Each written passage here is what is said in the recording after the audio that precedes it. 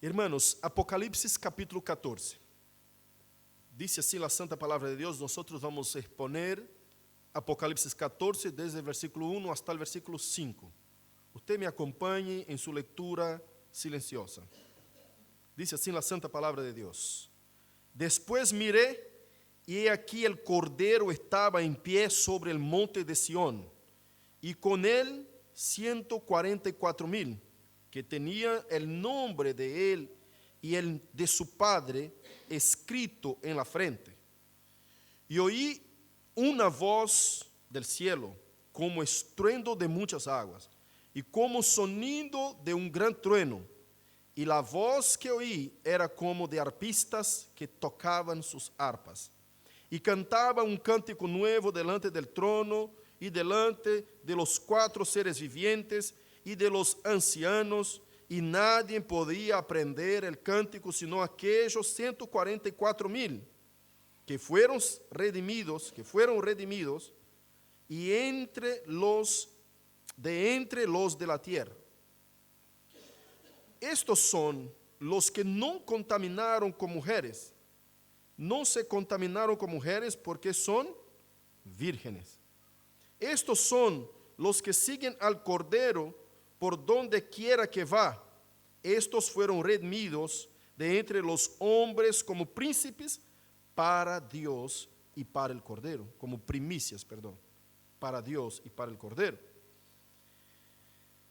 Y en que sus bocas no fue hallada mentira, pues son sin mancha delante del trono de Dios. Querido Dios, en esa mañana estamos en tu presencia. Queremos escuchar tu voz, que tú hables a nuestro corazón y nos dé tu alimento, nos fortalezca, Señor, y nos dé aliento. Que tu Espíritu, Señor, y solamente tu Espíritu, solamente la voz del Espíritu Santo se oiga en esa mañana, y que yo me calle, que tú crezcas, que yo mengue. Dios, que podamos ser edificados a través de la pura exposición de tu palabra. Amén. Puede tomar su asiento.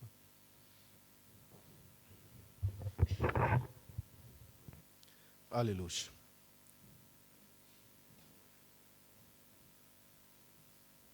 Amados hermanos, estamos delante de una de las preguntas quizás más importantes para mucha gente del libro de Apocalipsis. ¿Quiénes son los 144,000? Obviamente ya estudiamos eso en capítulo 7 de Apocalipsis, en donde aparece por primera vez la figura de los 144,000. El libro de Apocalipsis es el único lugar en toda la Biblia que aparece ese número de 144,000 sellados. Por primera vez en capítulo 7 aparecen los 144,000 sellados, estando aún en la tierra. De hecho, esos 144,000 no están sellados, sino que Dios ha ordenado que los ángeles bajaran y descendieran de los cielos para dañar la tierra. Y los 4 cantos de la tierra, el número 4 en Apocalipsis, tiene un símbolo del mundo. Cuando habla del universo en su completitud, se habla el número 4. Entonces, los primeros mensajes que yo he predicado, yo he enseñado un poco acerca de los simbolismos del libro de Apocalipsis y cómo es tomado de forma simbólica el libro de Apocalipsis. Nunca podemos tomar de forma literal casi nada de Apocalipsis, sino que el mismo libro de Apocalipsis en capítulo 1 ya dice que sus visiones, es decir, que las visiones que Dios ha dado a Juan, son visiones figurativas. Porque el mismo Jesús ha interpretado las primeras visiones que él ha dado a Juan, cuando éste ve 7 candelabros y 7 estrellas. Y el Señor le dice que los 7 candelabros son las 7 iglesias que están en Asia. Es decir, el mismo Dios le da la representatividad y el significado de los símbolos desde el capítulo 1. Así que no podemos tomar Apocalipsis como literal. Hay algunas cosas que sí, de hecho, son literal, pero cuando no puede ser figurada. Entonces miremos siempre Apocalipsis. Quiero dar esta explicación a ustedes que no estuvieron en las primeras clases para comprender que muchas cosas en Apocalipsis son representadas por símbolos. Y este número de 144,000 es como el número 4, por ejemplo, que representa el mundo, que representa el universo. Como el número 7, por ejemplo, escribe a los ángeles que están, al ángel que está en las 7 iglesias en Asia. Entonces son 7 iglesias, escribe Juan a las 7 iglesias en Asia. Como el número 7 es también simbólico, un número que representa completitud. Nosotros vemos el número 12 también representando completitud y plenitud. Entonces, cuando dice en el capítulo 7 de los 144,000, ya he explicado y voy a dar apenas así una pincelada para que usted que no ha escuchado pueda comprender mejor, porque vamos a estudiar el capítulo 14 acerca de los 144,000. Esos 144,000 representan de forma simbólica 12 por 12,000. 12 por 12, 144. 12 por 12,000, obviamente, 144,000. Pero ¿por qué, pastor, que tiene ese número? ¿Por qué dice ese símbolo? ¿Quiénes son estos 144,000? Los 144,000, antes que usted se confunda, no es nada más que toda la iglesia del Señor Jesucristo, lavada y redimida por la sangre del Cordero. Es un número que representa la completitud de los patriarcas del Antiguo Testamento, es decir, la iglesia de la antigua alianza, el Israel espiritual, que es representado por las 12 tribus, sumada o multiplicada por 12 de la iglesia de la nueva alianza.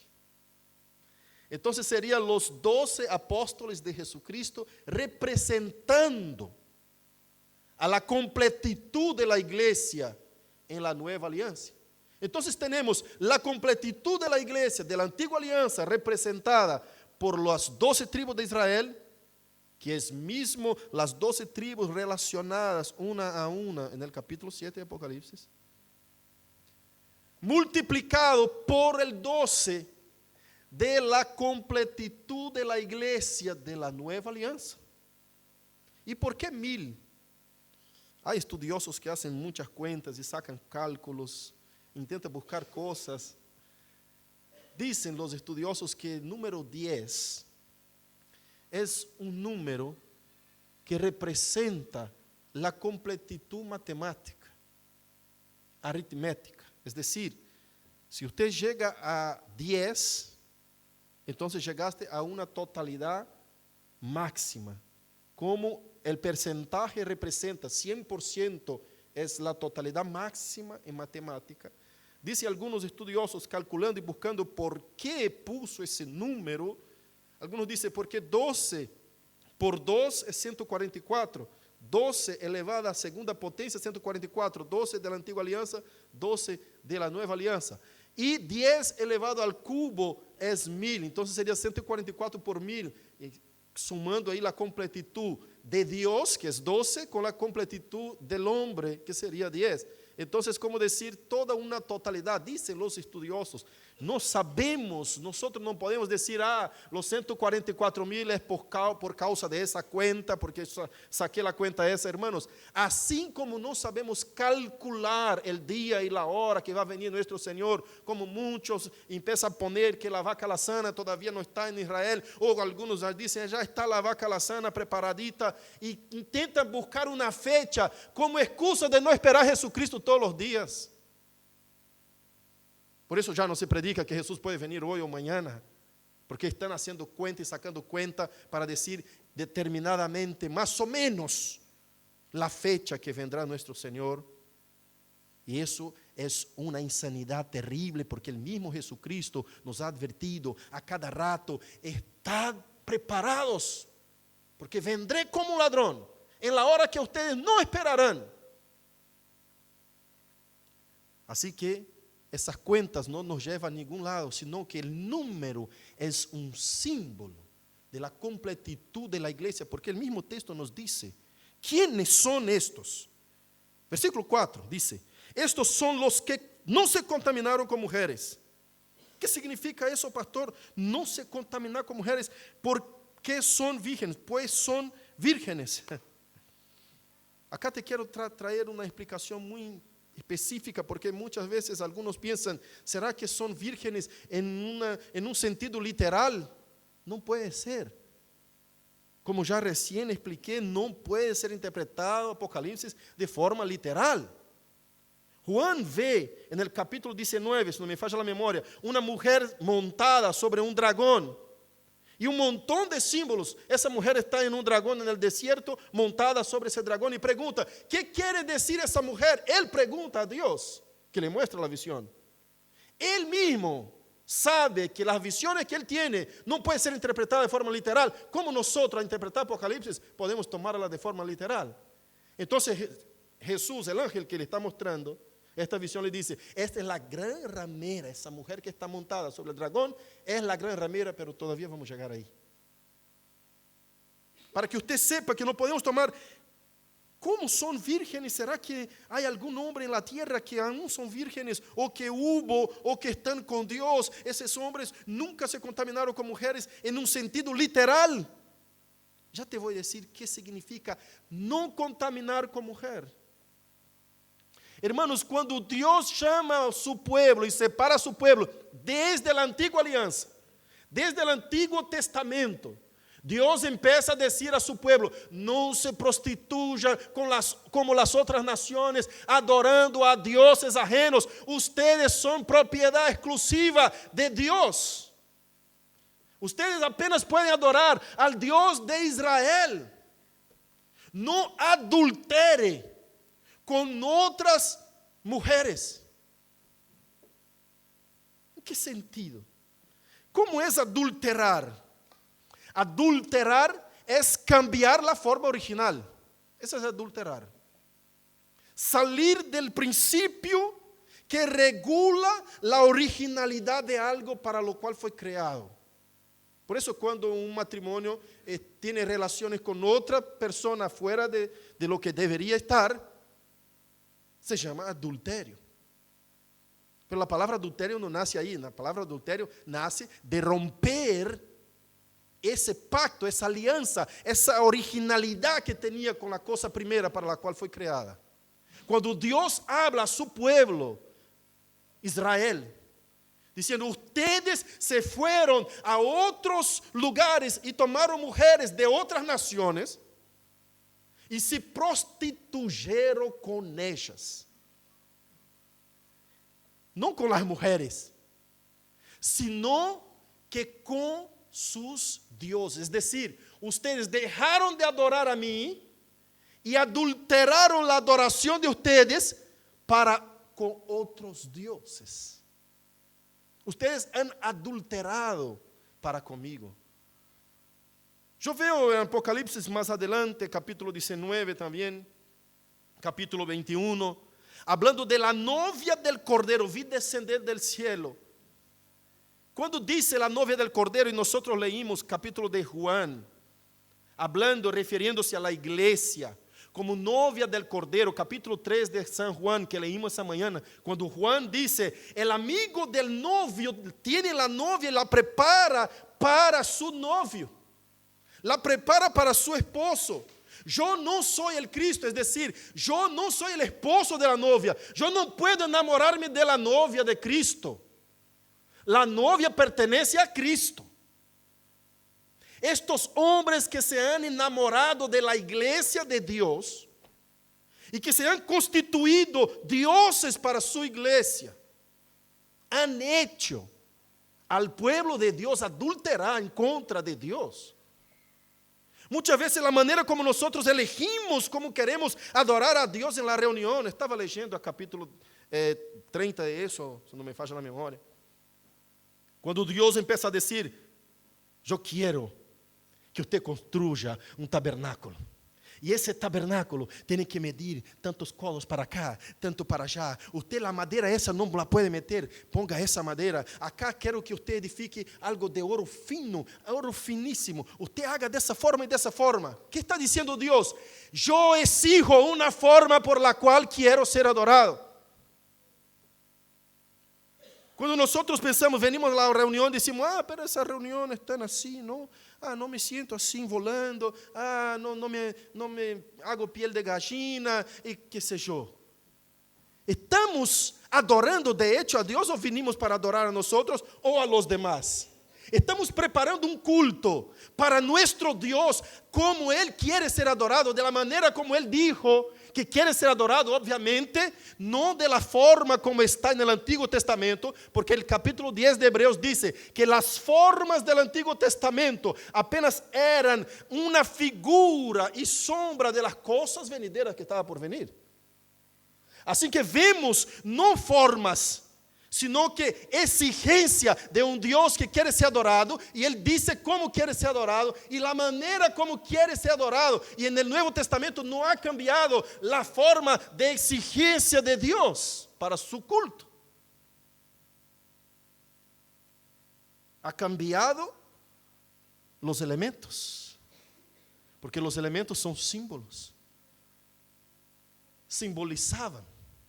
Cuando Dios rescata al pueblo de Israel del Egipto y hace con que ellos maten un cordero y ponga la sangre sobre el dintel, eso es figura. Para que la sangre del cordero, en el día de hoy, nosotros sepamos que somos librados del ángel de la muerte, que pasó matando a los primogénitos ahí en el Egipto. Que nosotros tengamos un recuerdo y digamos, ¡wow! Así como esa sangre libró la gente de la esclavitud y de la muerte, la sangre del Cordero de Dios que quita el pecado del mundo, nos va a quitar de la esclavitud del pecado y de la muerte. Son figuras. Tenemos que interpretar la palabra como en el Antiguo Testamento esas formas son figuras. Escuche. La Biblia interpreta la misma Biblia. No es que nosotros estamos sacando ideas de nuestra mente. No. El libro de Hebreos, si usted abre el libro de Hebreos capítulo 10, abra por favor, lea el versículo 1. La Biblia mismo dice cómo interpretarla.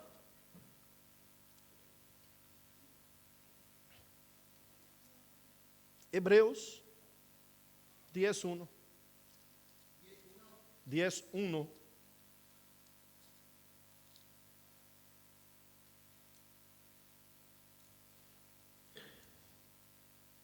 Porque la ley, teniendo la sombra de los bienes venideros, no la imagen misma de las cosas, nunca puede, por los mismos sacrificios que se ofrecen continuamente cada año, hacer perfectos a los que se acercan. De otra manera, cesaría de ofrecerse, pues los que tributan ese culto limpios una vez, no tendría jamás conciencia del pecado. Pero no estos sacrificios cada año se hace memoria de los pecados, porque la sangre de los toros y de los machos cabríos no puede quitar los pecados. Por lo cual, entrando en el mundo, dice, sacrificio, ofrenda no quisiste, mas me preparaste cuerpo. Holocaustos y expiaciones por el pecado no te agradaron. Entonces dije, he aquí que vengo, oh Dios, para hacer tu voluntad, como con el rollo del libro está escrito de mi nombre. Diciendo primero, sacrificio y ofrenda y holocaustos y expiaciones por el pecado no quisiste, ni te agradaron, las cuales cosas se ofrecen según la ley. Y diciendo luego, he aquí que vengo, oh Dios, para hacer tu voluntad, quita lo primero para establecer lo último. En esa voluntad somos santificados mediante la ofrenda del cuerpo de Jesucristo, hecha una vez y para siempre. La Biblia interpreta la misma Biblia. No significa que Dios no tiene una forma como quiere ser adorado, pero las formas se actualizaron en Cristo. Não é a mesma maneira como eu ofereço aí um becerro, um sacrifício, e tenho que estar fazendo isso a cada ano ou a cada rato que eu peco em contra de Deus. Sino que Cristo, tendo entregado a su mismo cuerpo una vez sola y para siempre, como dice en Isaías capítulo 53, y Juan, cuando ve a Cristo en capítulo 3, dice: he ahí el Cordero de Dios que quita el pecado del mundo. Entonces vemos las figuras y las imágenes del Antiguo Testamento como sombra. Ya sabemos que essa sombra representa algo em nosso diário vivir. As sombras antes de Cristo, as figuras antes de Cristo, representa algo específico, importantemente especial, agora, depois de Cristo. Significa, respeito ao culto, que nós não podemos chegar e nos acercar a Deus e fazer um culto como a nós nos gostaria ser. Eu creio que vou implantar esse elemento na reunião, no culto. Quizás isso queda mais lindo. A gente que le gusta. ¿Qué es lo que le gusta? Hermano, yo participé de una iglesia de la cual fui pastor, en donde nosotros salimos con un formulario preguntando a la gente. Era una orden de nuestro presidente ministerial. Teníamos que salir preguntando a la gente, ¿qué es lo que más te gusta en la reunión?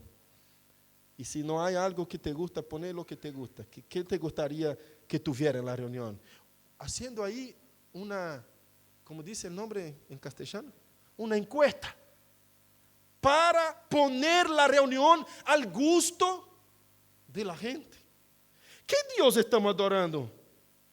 ¿A quién estamos adorando en una reunión como esta?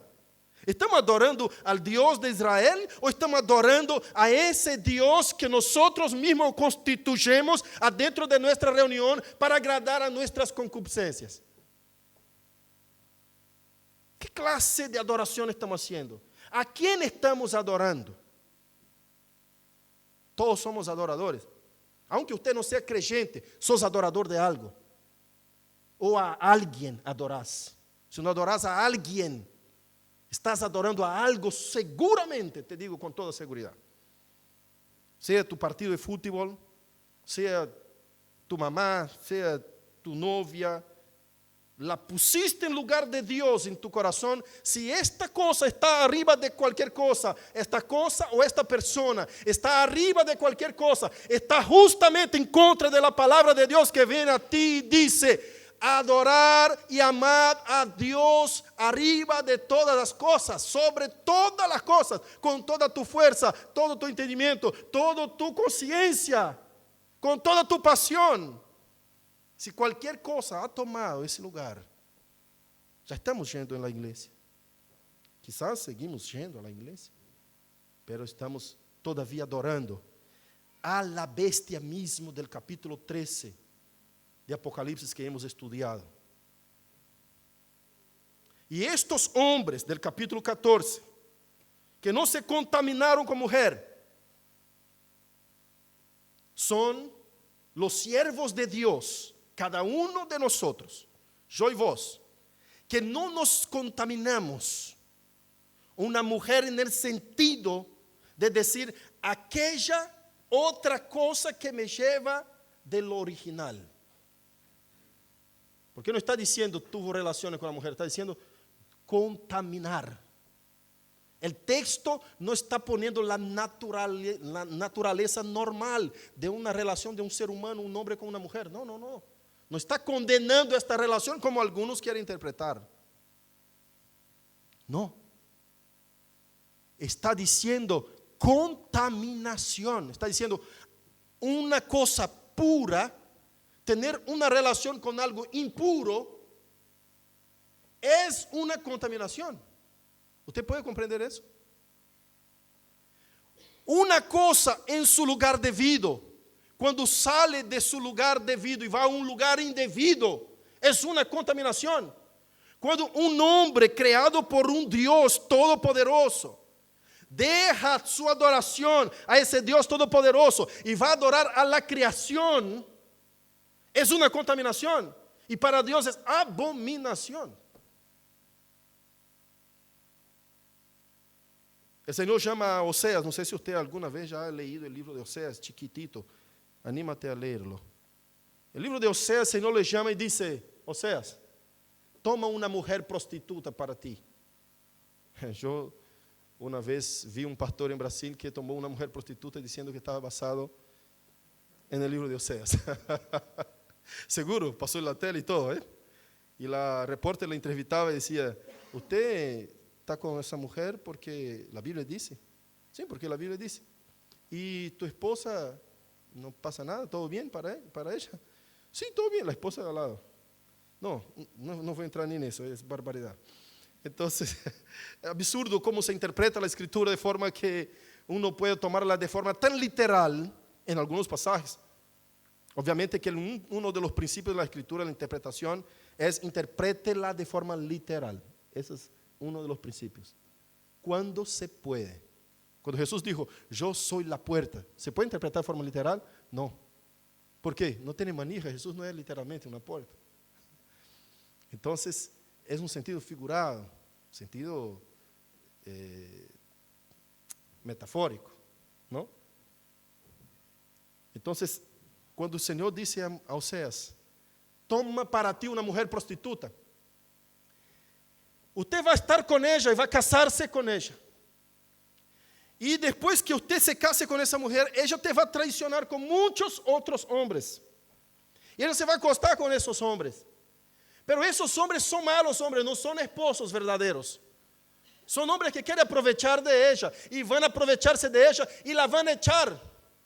Y ella va a regresar a ti humillada, pidiéndote perdón, va a volver a ti y usted va a tomarla de vuelta como esposa y la va a cuidar y la va a sanar las heridas. ¿Para qué, Dios? ¿Por qué voy a hacer eso? ¡Qué absurdo eso! ¡Qué absurdo! ¿Cómo puede ser que tú me mandes a hacer eso, Dios? Para que tú sientas lo que yo siento con mi pueblo. Y así de esa forma pasó. Libro de Oseas, después usted lea. Para que tú sientas que es una mujer adúltera.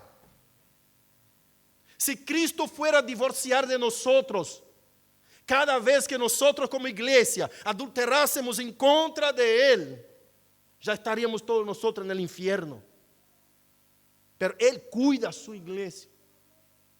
Cuando esa iglesia resbala, cuando esa iglesia peca en contra de Dios, Él va a búsqueda de ella, como el pastor va a buscar la oveja perdida.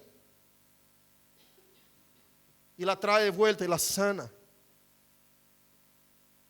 Oseas dice, hice la herida y yo mismo la sané. Vemos ahí un símbolo, una representación de una infidelidad para representar la infidelidad del pueblo de Dios para con su Dios. Cuando dice en versículo 4, estos son los que no se contaminaron con mujeres, porque son vírgenes. Estos son los que siguen al Cordero por doquiera, donde quiera que va. Estos fueron redimidos entre los hombres como primicias para Dios y para el Cordero. Escuche, no hay una primicia entre creyentes. Hay un grupo de creyentes, Dios toma una primicia de esos creyentes, esos son las primicias para Dios y los demás creyentes son secundarios. No existe eso.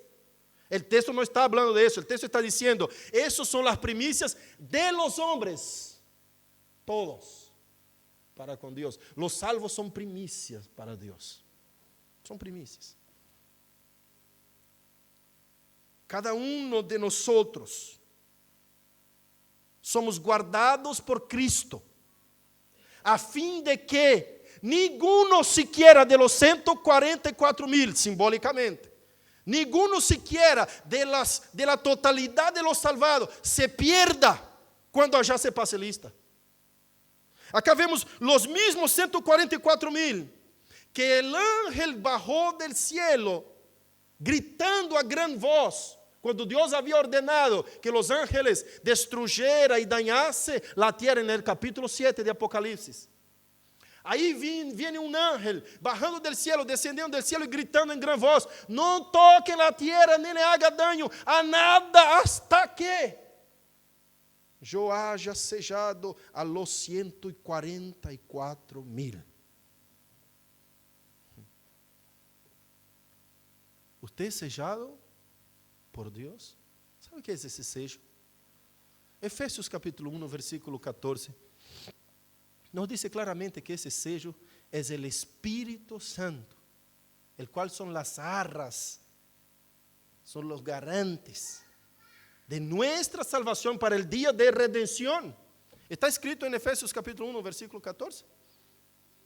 Esas son las herencias, esas son los garantes, esas son el sello de Dios. Digo, el Espíritu Santo es el sello de Dios para con nosotros. Si usted no tiene el Espíritu Santo de Dios, es necesario que nazca de nuevo, como leímos en Juan capítulo 3. Es necesario nacer de nuevo. Pastor, ¿cómo es ese nuevo nacimiento? ¿Cómo es ese asunto de ser marcado y sellado con ese Espíritu Santo de Dios? Yo te voy a decir algo muy puntual. Todo aquel que no es sellado con el Espíritu Santo tiene el sello de la bestia en su frente o en su mano derecha. Ya tiene, no es la bestia, ese sello de la bestia, ese símbolo, no es nada que va a venir. Ya prediqué eso en el capítulo 13 de Apocalipsis. Vemos en el capítulo 13 de forma muy clara dos bestias. Una que sube del mar y otra que sube de la tierra. La bestia del mar es toda la estructura financiera, política, económica, que seduce a los hombres a adorar al diablo, a servir a Satanás. Son todas las pasiones de ese mundo que vienen a tus ojos como forma de seducción. Y la segunda bestia que sube de la tierra, que tiene cuernos de cordero, pero voz de dragón, es más poderosa que la primera porque ella tiene el poder de seducir a los hombres y hacer con que ellos adoren a la primera bestia. Dice la palabra en capítulo 13, versículos 2 y 3, que el dragón dio la autoridad, su autoridad, a las dos bestias. Y cuando se adoraban las bestias, estaban adorando al mismo dragón. El capítulo dice claramente, de forma muy sencilla, que el dragón es la antigua serpiente, el diablo y Satanás, el engañador de las naciones, dice con todos los nombres. Entonces vemos ahí esa gente que es seducida por la segunda bestia, que significa el falso profeta, el poder religioso que engaña y seduce a la gente a amar las cosas terrenales y materiales más que a su Dios. Esas son las personas que han contaminado-se con mujeres. Y estos 144,000 representando la totalidad del pueblo de Dios que no ha vendido-se por un deseo carnal. O no ha puesto excusa como alguien que me dice, no pastor, pero usted sabe, si yo no acepto el soborno no puedo laborar.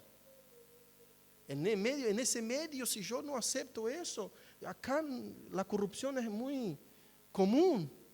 Tengo que meterme en el medio. Corta tu mano derecha. Deja ese trabajo. Salga de ahí. Yo soy contador, hermanos. Público. Tuve oficina en Brasil más de 19 años. Y yo sé que estoy hablando. Yo muchas veces hice cosas malas a causa de agradar a mis clientes. Y yo tenía esa excusa, yo decía, porque si yo no hago eso, yo pierdo el cliente. Yo no falseo ese balance para que pueda sacar la plata en el banco, yo voy a perder el cliente. Y hice eso muchas veces. Pero cada vez que hacía, yo decía, Dios, es pecado eso, está mal, eso es una mentira.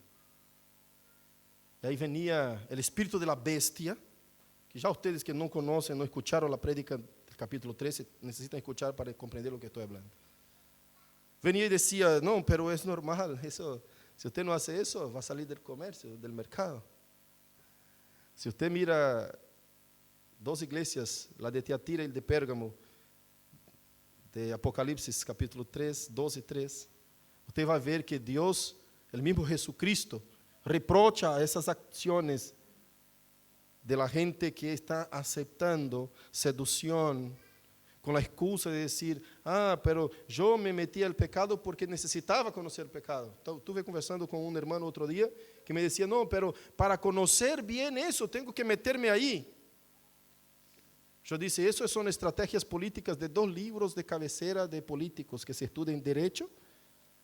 Y yo tengo una pos en derecho público y yo sé bien lo que estoy hablando porque era libro obligatorio para el académico, que es El arte de la guerra de Sun Tzu y El príncipe de Nicolau Maquiavel.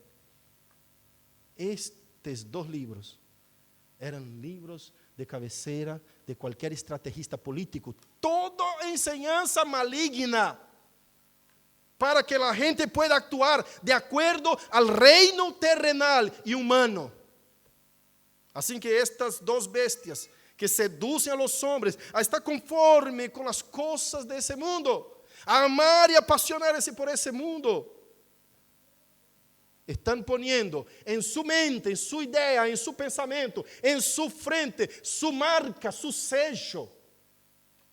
Y en su mano derecha, sus acciones, su manera de pensar, hace actuar sus acciones. De forma simbólica representa eso.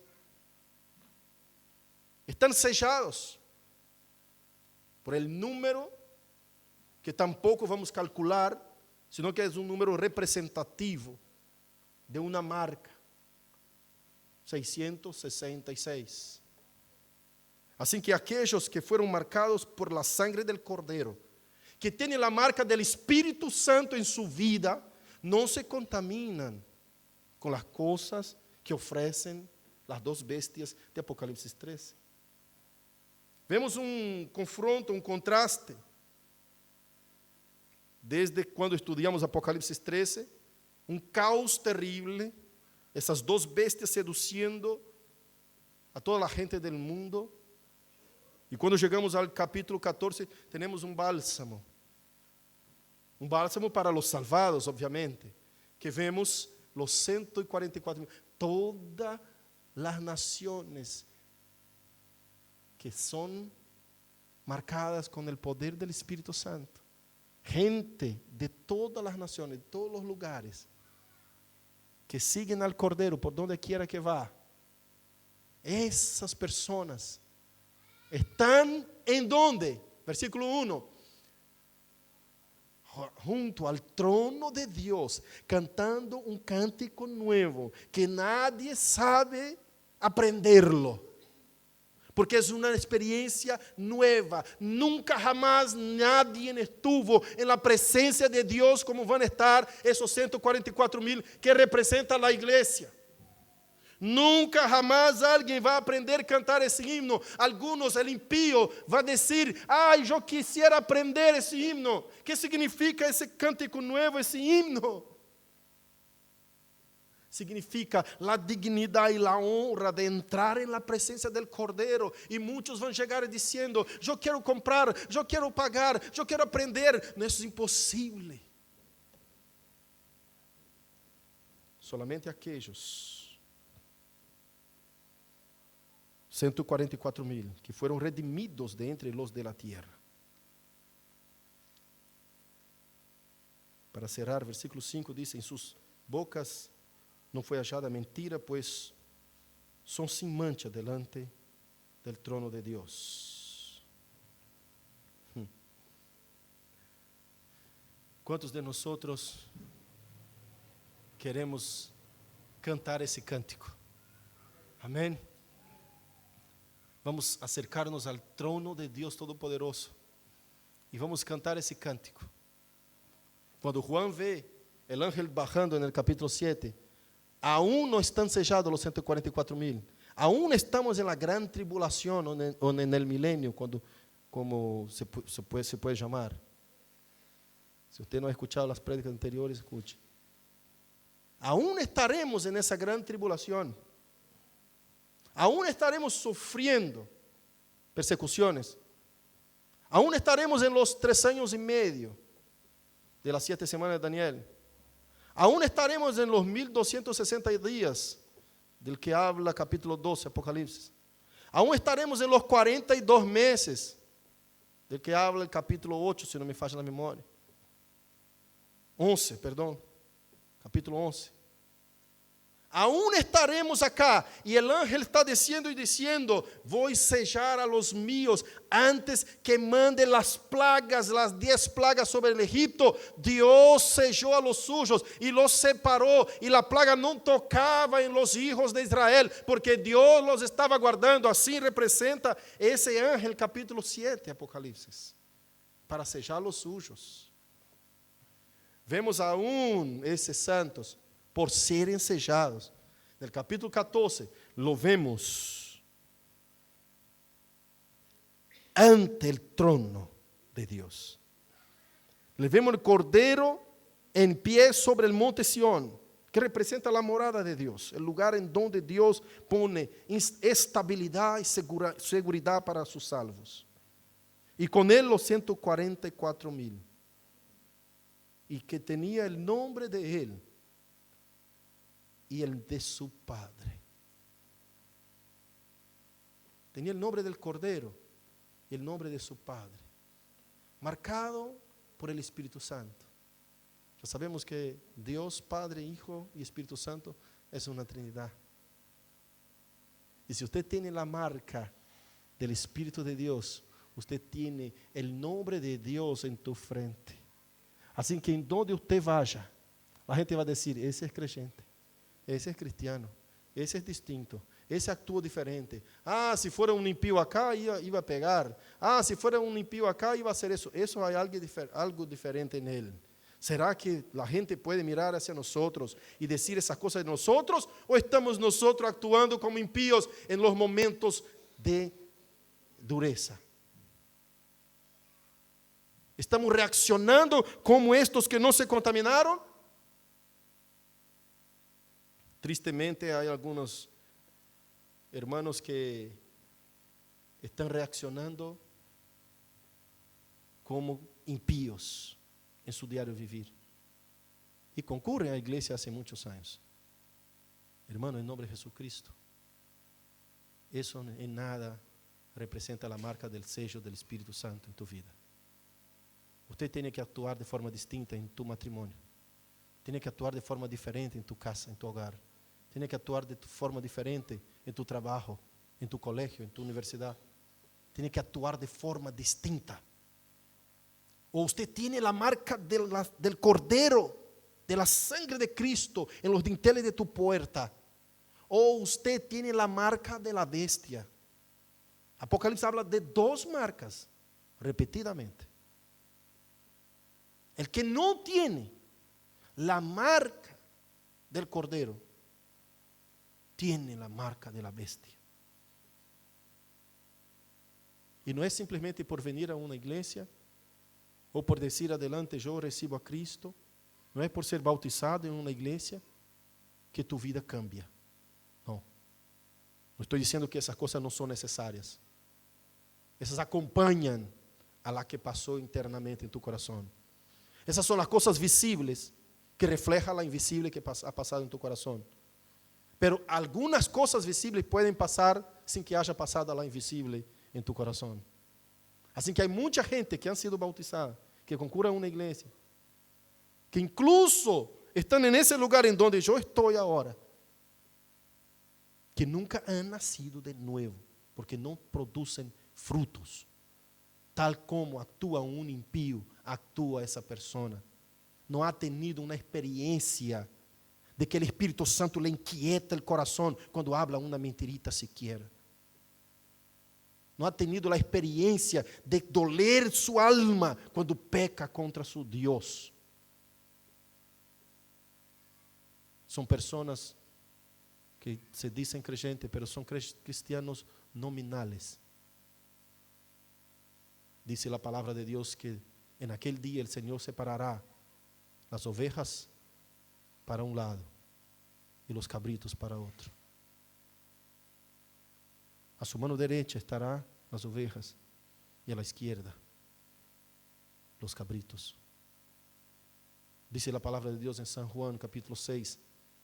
Los que son mis ovejas oyen mi voz y la reconocen y me siguen. Si usted es oveja, escuche la voz del pastor. No de ese pastor humano que les habla, sino que del pastor espiritual que es pastor mío también, tal como de ustedes. Escuche la voz de Él en esta mañana a través de la exposición de su palabra.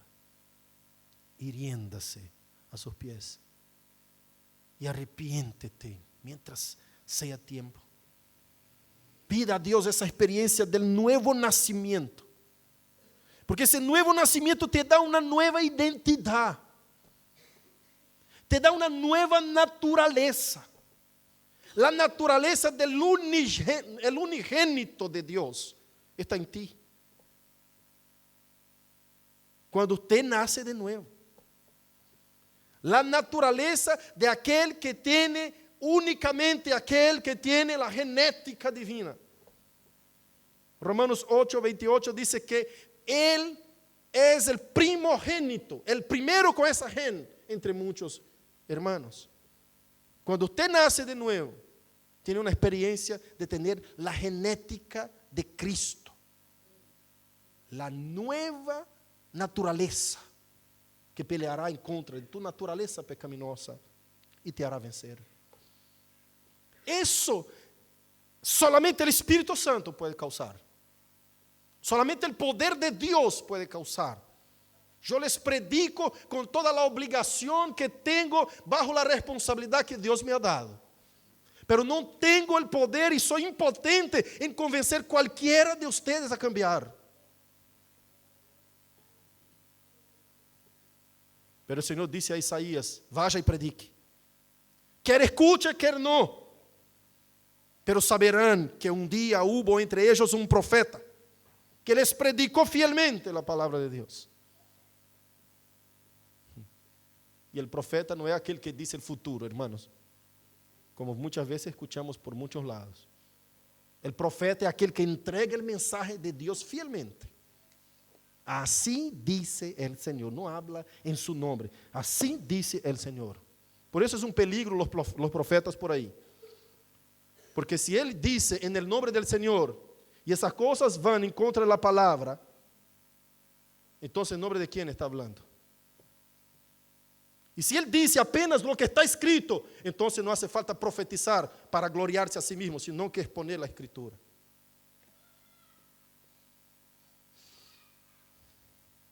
Que Dios tenga misericordia y piedad de nosotros.